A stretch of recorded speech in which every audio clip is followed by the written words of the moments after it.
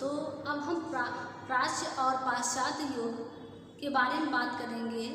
ये युग 1833 से 1853 ईस्वी तक चला और 1833 से 1853 के बीच में शिक्षा का क्या माध्यम, क्या साधन, क्या उद्देश्य थे, इसके बारे में हम जो है आपको बताएंगे।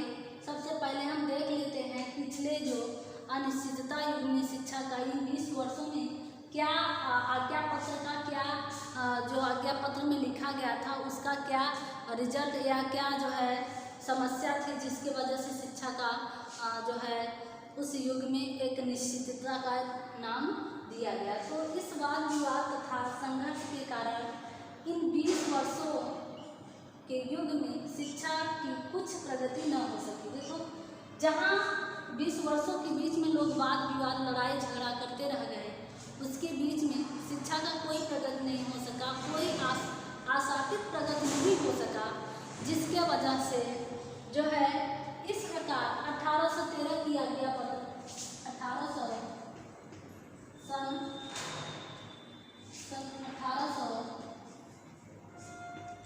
की आज्ञा पत्र जिसने अर्वाचीन शिक्षा की नींव डाली थी, जिसने 1813 आज्ञा पत्र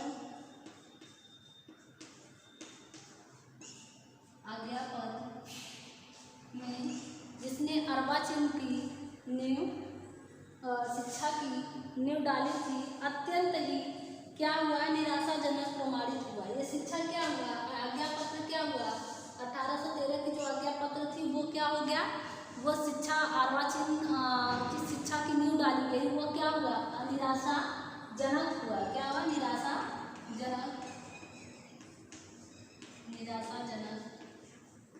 प्रमाणित हुआ, प्रमाणित हुआ। इसका कहने का मतलब जब इस पर फिर से पुनर्विचार किया गया तो शिक्षा के बारे में जब विचार किया गया तो इस आज्ञा पत्र का जो रिजल्ट था उसमें यही निकल कर आया कि शिक्षा क्या हुआ, निराशाजनक प्रमाणित हुआ। उसमें शिक्षा का कोई महत्व नहीं रह गया, कोई अस्तित्व नहीं रह गया, ना कोई साधन बन सका, ना कोई उद्देश्य बन सका, ना ही शिक्षा का कोई माध्यम बन सका। सिर्फ वाद विवाद के बीच संघर्षों के बीच में यह लड़ाई चलती रही कि आंग्ल भाषा में शिक्षा देना है, अरबी फारसी संस्कृत भाषा में शिक्षा देना है, तो साधारण बोलचाल की भाषा में शिक्षा देना है, यही माध्यम बनाकर इसी के बीच वाद विवाद करते करते शिक्षा क्या हो गया, निराशाजनक प्रमाणित हो गया।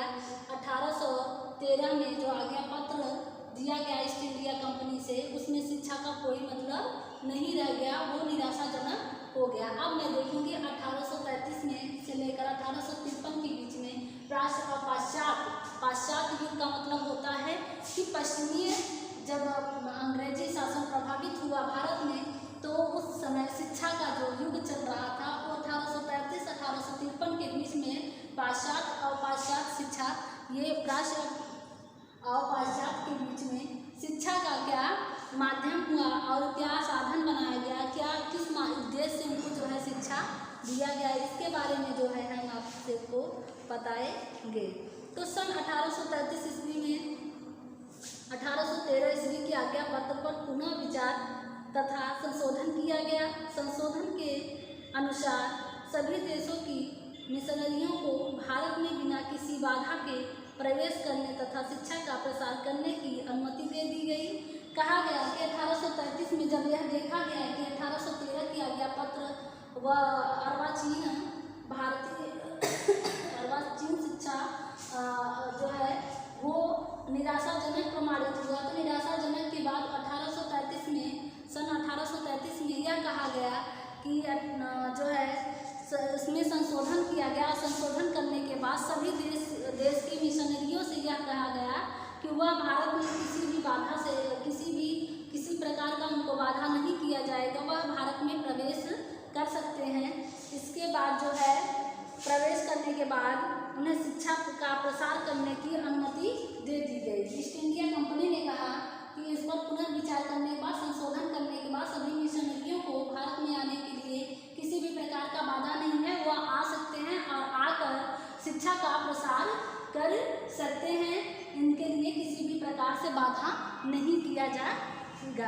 उसके बाद अब कंपनी को 1 लाख के स्थान पर 10 लाख रुपए व्यय करने को कहा गया। कंपनी से यह कहा गया, जब कमेटी बैठी गई तो उसमें यह कहा गया जो आप 1 लाख रुपए खर्च करना चाहते थे वो 1 लाख न होकर आपको 10 लाख रुपए शिक्षा पर खर्च 1 साल में 10 लाख रुपए खर्च करना होगा। इस प्रकार से इस आज्ञा पत्र ने कहा कि सभी योग्य भारतीयों तथा सम्राट के स्वाभाविक प्रजाजन को बिना किसी पक्षपात के नौकरी देनी चाहिए। इस भारतीयों में भी पद की जो है कमी होने के कारण जब पद नहीं रह गया, शिक्षा नहीं रह गया, पद नहीं रह गया, उसके योग्य नहीं रह गया। लेकिन जब भी कहा गया कि उस आज्ञा पत्र में ये कहा गया कि जो भारतीय जो है सम्राट हैं और जो योग्य व्यक्ति हैं उनको किसी भी प्रकार से बाधा न किया जाए, उनको भी नौकरी दिया जाएगा। उसके बाद जो है किसी प्रकार से उनके साथ पक्षपात नहीं किया जाएगा, जिसकी वजह से उन्हें किसी प्रकार से जो है कष्ट उठाना पड़े, उनको भी नौकरी दी जाएगी। और साथ में भारतीय अंग्रेजी शिक्षा ग्रहण करने की प्रवृत्ति बढ़ गई। इसमें कहा गया कि जब 10 लाख रुपए खर्च होने लगे तो उसमें जो भारतीय लोग थे उनको पद लेने के लिए या पद लोलुपित हो गया, तो उसके कारण जो है भारतीय लोग जो थे वो उनमें अंग्रेजी पढ़ने की जो प्रवृत्ति थी वो काफ़ी ज़्यादा बढ़ गई लोगों के बीच में। इससे शिक्षा की कुछ प्रगति हुई। इसमें क्या हुई कि प्राच्य और पाश्चात्य युग में क्या हुई, जब अंग्रेजी शिक्षा आया तो जब उसमें पढ़ने की जो भारतीय लोग थे वो भी उनकी जनसंख्या बढ़ी और उससे क्या हुआ कि शिक्षा का कुछ प्रगति हुई उस जो है प्राच्य और पाश्चात्य में। तो किंतु यह आज्ञा पत्र भी इन वाद विवादों तथा संघर्षों को दूर न कर पाया जो सन 1813 के आज्ञा पत्र में पैदा कर दिए गए थे। संस्कृत, अरबी तथा फारसी को माध्यम बनाने का समर्थन करने वाले राष्ट्र शिक्षावादी तथा अंग्रेजी के समर्थक पाश्चात्य शिक्षावादी अब जो है झगड़े करते रहे। इनके कहने का मतलब ये है कि जो राष्ट्र थे वो अंग्रेजी और वो संस्कृत और अरबी और फारसी को लेकर लड़ते रहे। इसके भी संघर्ष चलता रहा और जो पाश्चात्य थे वो अंग्रेजी भाषा के वाद विवाद में संघर्ष दोनों के बीच में चलता रहा। देखिए लड़ाई खत्म नहीं हुई। उधर जो है वो साधारण और चालक के भाषा में शिक्षा देना चाहते थे और इधर क्या हो गया कि जब इसमें संशोधन किया गया तो संशोधन करने के बाद यह कहा गया कि अंग्रेजी भाषा भी साहित्य इसमें बनाया जाए, साहित्य मतलब एक अंग्रेजी भाषा रखा जाए। तो इन्हीं दोनों के बीच में लड़ाई शुरू हो गई। जो संस्कृत, अरबी और फारसी को बनाने की कोशिश कर रहे थे और जो पाश्चात्य थे, पाश्चात्य क्या कर रहे थे, वो अंग्रेजी का माध्यम बनाना चाहते थे और प्राच्य जो थे वो प्राच्य क्या थे, संस्कृत और फारसी और अरबी को जो है माध्यम शिक्षा का बनाना चाहते थे। तो इसके बीच में भी इन दोनों की लड़ाई संघर्ष चलता रहा। एक संघर्ष खत्म नहीं हुआ, ये लड़ाई इस युग में भी होता रहा कि ऐसा नहीं था कि वो सिर्फ अगर वो कह दे कि नहीं अंग्रेजी का ही माध्यम शिक्षा बनाया जाएगा तो नहीं, लेकिन जो दूसरे प्राच्य थे, प्राच्य लोग कहना यह था कि हमारा जो माध्यम होगा वह संस्कृत, अरबी और फारसी होगा।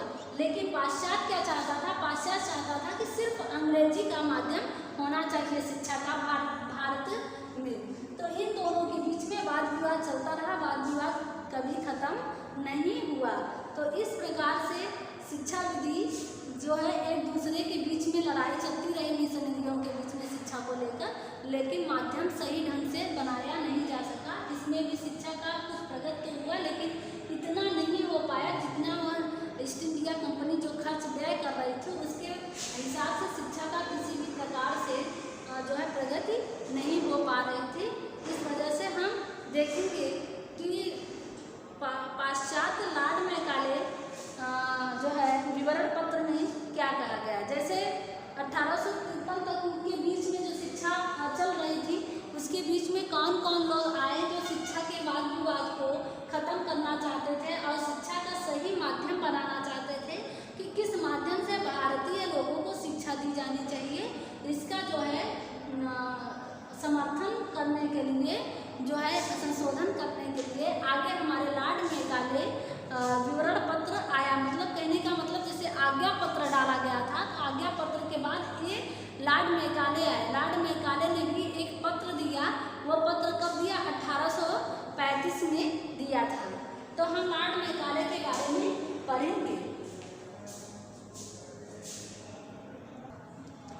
इस प्रकार हम लॉर्ड मैकाले का विवरण पत्र 1835 के बारे में पढ़ेंगे कि प्राच्य और पाश्चात्य के बीच जो विवाद चल रही थी, उस विवाद के बीच में लॉर्ड मैकाले का जो पत्र आया, इसके बारे में हम जो है पढ़ेंगे।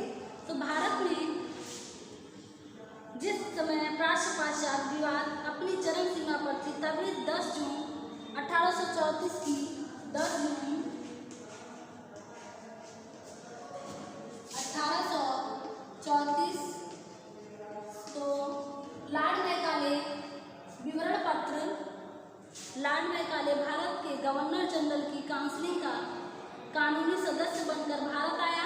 तो कहने का मतलब है लॉर्ड मैकाले 1834 10 जून 1834 को उन्होंने भारत में कौन से पद पर आए, जो है गवर्नर जनरल के पद पर, काउंसिल के रूप में गवर्नर जनरल के पद पर जो है भारत नियुक्त करके आए गए। तो उसमें जो है गवर्नर जनरल की काउंसिल का कानूनी सदस्य बनकर भारत आया। लॉर्ड मैकाले अंग्रेजी का प्रकांड विद्वान तथा समर्थक, सफल लेखक तथा धारा प्रभावी भाषण करता था। उसकी योग्यता को देखकर भारत के तत्कालीन governor general Lord William Bentinck ने उसे बंगाल की लोक शिक्षा नीति का सदस्य बना दिया और यह कार्य सौंप दिया कि 1813 के आज्ञा पत्र के अनुसार 1 लाख रुपया व्यय करने की जो व्यवस्था है, उसके संबंध में अपना कानूनी परामर्श दे। 2 फरवरी 1835 को 2 फरवरी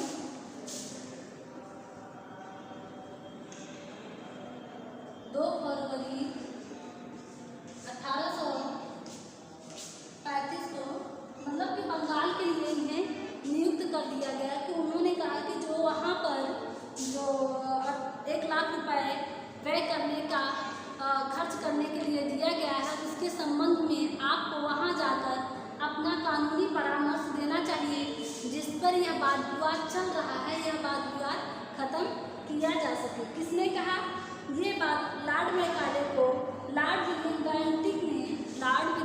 बेंटिक ने लॉर्ड मैकाले को बंगाल के जो 1813 की आज्ञा पत्र का विवरण जो है विवाद चल रही थी, उन्होंने जब देखा कि लॉर्ड मैकाले अंग्रेजी का प्रकांड विद्वान और जो है कवि साहित्यकार और उसके साथ साथ भाषण करता था, तो उसे यह देख कर लगा कि यह अंग्रेजी के जो है बहुत ही विद्वान है। इसको हम जो 1813 का आज्ञा पत्र है, उस पर 1 लाख रुपए खर्च करने का जो व्यय खर्च किया जा रहा है, इसके संबंध में उसे यह सौंप दिया गया कि इसकी कानूनी जो परामर्श आप अपने माध्यम से बनाइए, जिससे कि शिक्षा का जो विवाद चल रहा है उसे हम खत्म कर सके। तो 1835 को उसने प्रसिद्ध विवरण पत्र काउंसिल के समक्ष प्रस्तुत किया।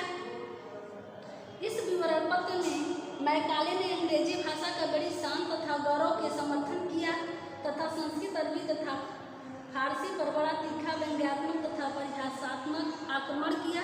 कहने का मतलब यह है कि जो लॉर्ड मैकाले थे, लॉर्ड मैकाले ने कहा कि उन्होंने सीधे सीधे अंग्रेजी का शिक्षा का जो माध्यम बनाना चाहते थे, वह अंग्रेजी बनाया। अंग्रेजी को बड़ा ही शान और गौरव के साथ उसे प्रस्तुत किया। उसी जगह संस्कृत और अरबी और फारसी को व्यंग्यात्मक ढंग से प्रस्तुत किया लोगों के बीच में।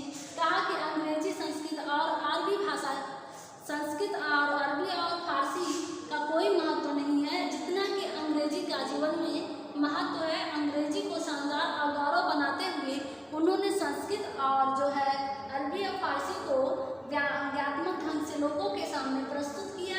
इसकी वजह से जो है लॉर्ड मैकाले ने आक्रमण किया, परिहासात्मक उस पर जो है परिहासात्मक का मतलब लोगों के बीच उसका मजाक उड़ाया और व्यंग बोला उस पर, और साथ ही साथ अंग्रेजी को जो है बड़े गौरव के साथ उसे लोगों के सामने प्रस्तुत किया। तो मैकाले केवल अंग्रेजी साहित्य को वास्तविकता साहित्य समझता था। मैकाले जो था, लॉर्ड मैकाले, वह संस्कृत अपने भारतीय भाषा के बारे में जो यहाँ पर थी वो भाषा को कोई महत्व नहीं देना चाहता था। वो अंग्रेजी को ही साहित्य समझता था। वो मानता था कि अंग्रेजी ही साहित्य है, अंग्रेजी के अलावा कोई भी भाषा साहित्य नहीं मानता था। इस प्रकार से अंग्रेजी साहित्य की महिमा का वर्णन करते हुए लिखा है कि एक अच्छे यूरोपीय पुस्तकालय की एक अलमारी भारत तथा अरब के संपूर्ण साहित्य के समकक्ष होगी। कहने का मतलब एक अलमारी ऐसी रखी जाए, यूरोपीय पुस्तकालय की एक अलमारी बनाया जाए, उसमें भारत तथा अरब के संपूर्ण साहित्य के समकक्ष उसको रखा जाएगा।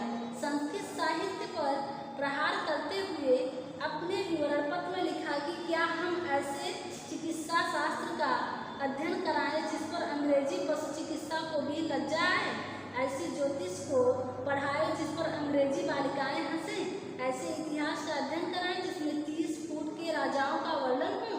मैकाले संस्कृत, अरबी तथा फारसी भाषा पर धन व्यय करना मूर्खता समझता था।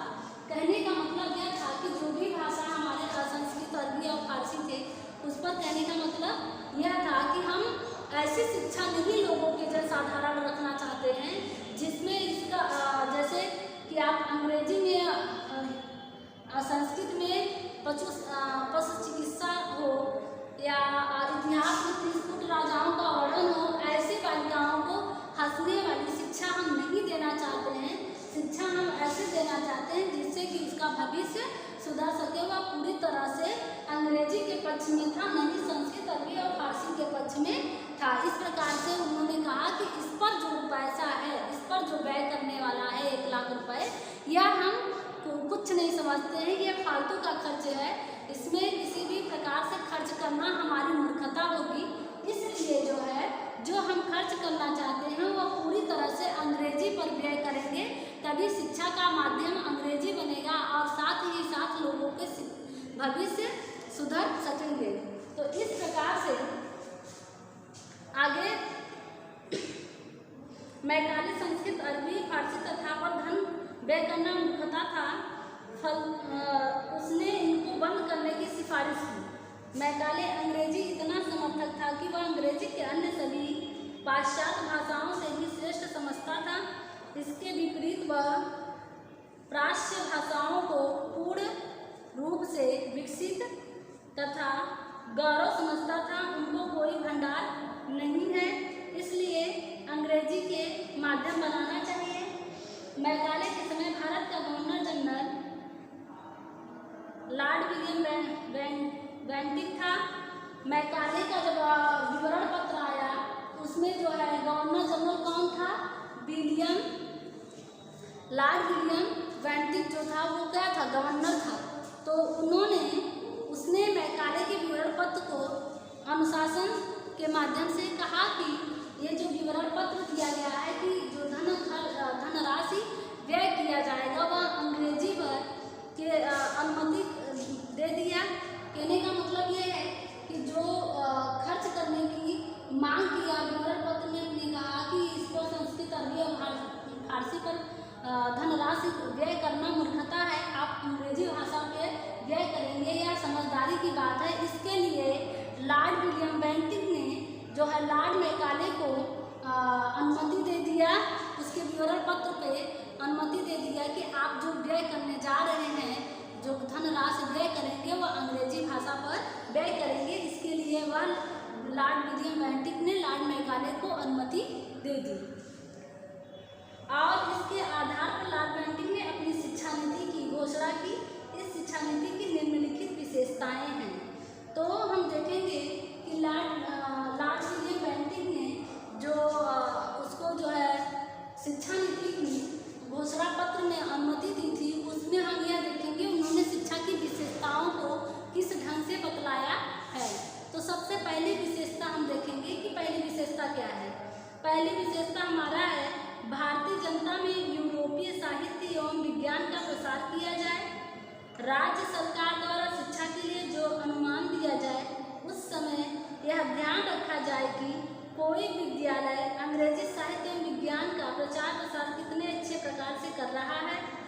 दूसरा था हमारा देशी विद्यालयों का न तो बहिष्कार किया जाए और न उसको समाप्त किया जाए। तीसरा था भविष्य में प्राच्य भाषाओं की पुस्तकों का मुद्रण नहीं किया जाए। चौथा हमारा था शिक्षा की उन्नति के लिए किए गए प्रयास पर जो धन व्यय होगा और उसके बाद जो धन बचेगा उससे बचे हुए धन का प्रयोग अंग्रेजी साहित्य एवं विज्ञान के प्रचार प्रसार के लिए किया जाएगा। कहने का मतलब यह था कि जो देश में किसी भी प्रकार से जैसे जो देसी भाषा में शिक्षा दी जा रही थी उसको नहीं बंद करने के लिए कहा। दूसरी चीज़ जितने भी धन खर्च होने के बाद जो पैसा बचेगा वह पैसा क्या होगा अंग्रेजी और विज्ञान पर खर्च किया जाएगा। यह किसका था? लॉर्ड विलियम बेंटिक का कहना था कि जितने भी जो शिक्षा का उद्देश्य और विशेषताएं बनाई गई वह यह था कि अंग्रेजी और विज्ञान को महत्व दिया और साहित्य माना यूरोपीय साहित्य एवं विज्ञान का प्रसार किया जाएगा और साथ ही साथ जो स्कूलें छोटी छोटी स्कूलें खुली हैं उनको नहीं बंद किया जाएगा।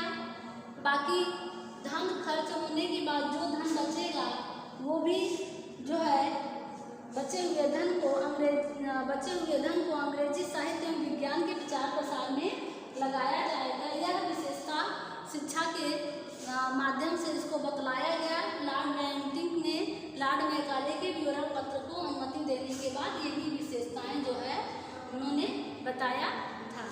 तो इस प्रकार से जो है शिक्षा को लॉर्ड मैकाले ने इसको प्रगति के रूप में जो है विज्ञान का प्रचार प्रसार करते हुए अन्य लोगों को अपने द्वारा अंग्रेजी भाषा में अंग्रेजी साहित्य को बनाने के लिए और भारत में शिक्षा का प्रचार प्रसार किया कि अंग्रेजी ही साहित्य है। अंग्रेजी का जो है अंग्रेजी को लेकर उन्होंने कई ऐसी चीज़ों को घटनाओं को बताया कि अंग्रेजी के माध्यम से आगे जीवन भविष्य सुधर सकता है। तो हम अब जो है लॉर्ड मैकाले की देन के बारे में पढ़ेंगे कि शिक्षा को लेकर लॉर्ड मैकाले की क्या देन थी, क्या उनका कर्तव्य था, क्या महत्व था उनके जीवन में शिक्षा को लेकर, इसके बारे में जो है हम आपको बताएंगे। तो लॉर्ड मैकाले के विवरण पत्र ने भारत में शिक्षा के उद्देश्य, साधन तथा माध्यम। लॉर्ड मैकाले में क्या थे? उद्देश्य, साधन तथा माध्यम।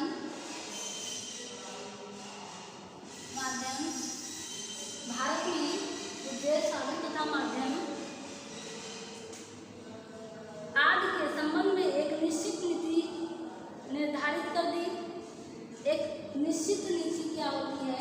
लॉर्ड मैकाले ने एक निश्चित नीति निर्धारण की। उस निश्चित नीति को निर्धारण करने के बाद उन्होंने शिक्षा के उद्देश्य, साधन और माध्यम बताया कि इन्हीं उद्देश्य से शिक्षा दी जाएगी। माध्यम साधन क्या क्या होंगे और माध्यम क्या होगा, इसके बारे में पढ़ेंगे। तो इसी विवरण पत्र ने भारत में पाश्चात्य साहित्य तथा विज्ञान के प्रसार की पृष्ठभूमि तैयार की गई। तो जो उद्देश्य था शिक्षा का, वह उद्देश्य क्या तैयार किया गया? अंग्रेजी साहित्य और विज्ञान का प्रस्ताव रखा गया, यह उद्देश्य बनाया गया शिक्षा का। उसके बाद पाश्चात्य साहित्य रखा गया। पाश्चात्य साहित्य का मतलब आप समझ रहे हो कि अंग्रेजी रखा गया, विज्ञान और प्रसार की पृष्ठभूमि तैयार की गई। इससे भारत में ऐसे विचारों का प्रसार हुआ जिनसे बाद में राजनैतिक, जागृत तथा वैज्ञानिक चेतना का विकास हुआ। अंग्रेजी शिक्षा के पाश्चात्य ज्ञान के द्वारा भारत के लिए सदा के लिए हमेशा के लिए खोल दिए गए। मतलब कहने का मतलब ये है कि पाश्चात्य शिक्षा ये उद्देश्य बना दिया गया है कि उनको जो शिक्षा देना है, जो भाषा रखा गया, वो साहित्य भाषा में जो माध्यम बनाए शिक्षा का जो प्रसार किया गया वो क्या था? जो वो एक जो है अंग्रेजी और विज्ञान इन दोनों का उद्देश्य बनाया गया कि इन्हीं के उद्देश्यों पर इनको शिक्षा भारत में दी जाएगी। राजनीतिक जागृति, विज्ञान चेतना आदि का विकास होने लगा। अब हम ये देखेंगे कि जो माध्यम था, साधन था, वो साधन क्या था। सदैव के लिए खोल दिए गए उपर्युक्त दो हितों के अतिरिक्त मैकाले के विवरण पत्र में अशोभनीय, दंभपूर्ण तथा अज्ञानतापूर्ण कथन के अतिरिक्त कुछ नहीं था। कहने का मतलब है कि जो उन्होंने पृष्ठभूमि तैयार किया था, उस पृष्ठभूमि में जो शिक्षा का उद्देश्य बनाया गया, उस उद्देश्य में पाश्चात्य साहित्य और विज्ञान के अलावा भारतीयों का जो माध्यम बनाया गया वो ये बनाया गया। उसमें सिर्फ क्या था, उसमें यह दिया गया था कि व्यक्ति जो है अंग्रेजी मतलब मैकाले की विवरण पत्र में अशोभनीय भाषा का प्रयोग किया गया, भारतीय भाषाओं को लेकर दम्भपूर्ण व्यवहार किया गया। उसमें ये सारी चीज़ें अज्ञानतापूर्ण कथन भी उसमें लिखा गया जो कि नहीं होना चाहिए था। ये सारी चीज़ें शिक्षा को जो है ये एक प्रकार से उनके विवरण पत्र में भारतीय भाषाओं को लेकर सिर्फ अशोभनीय बातें थी, अकथनीय बातें थी, उसका कोई मतलब नहीं था। उन्होंने जो भी चीज़ें लिखी थी सिर्फ पाश्चात्य साहित्य और विज्ञान के बारे में अपना जो है विचार प्रस्तुत किए थे। कुछ लोग मैकाले के ऊपर वर्णित दो हितों को ध्यान में रखकर उसे भारतीय शिक्षा का अग्रदूत कहते हैं, किंतु ऐसा कहना त्रुटिपूर्ण है। यह वास्तव में भारतीय शिक्षा का अग्रदूत नहीं था। इसके भारत आने से पूर्व ही अंग्रेजी शिक्षा का पर्याप्त विकास हो गया था। मैकाले तो वास्तव में अंग्रेजी भाषा, साहित्य तथा विज्ञान का प्रसार करना चाहता था, जिससे वह भारत में ऐसे भारतीयों का निर्माण करना चाहता था जो रंग रूप में तो भारतीय हों किंतु आचार विचार में अंग्रेजी हो। कहने का मतलब यह था कि लॉर्ड मैकाले का जो शिक्षा देना था उस विवरण पत्र में उसका सीधे से यह कहना था कि वह वेशभूषा में भले ही भारतीय हो, लेकिन आचार और विचार में अंग्रेज हो। इस प्रकार से उन्होंने अपने विवरण पत्र में लिखा था और इसी से जो है वो उद्देश्य भी शिक्षा का बनाया था। उद्देश्य, साधन और माध्यम जो था वो सिर्फ पाश्चात्य साहित्य और विज्ञान था और अपना आचार विचार जो है वो अंग्रेजों के विचारों से मिलता जुलता हो, न कि भारतीय विचारों से मिलता जुलता हो। इस प्रकार से लॉर्ड मैकाले के विवरण पत्र में जो है लिखा गया था। तो जो है अब मैं लॉर्ड मैकाले के बाद वुड का घोषणा पत्र पढ़ेंगे।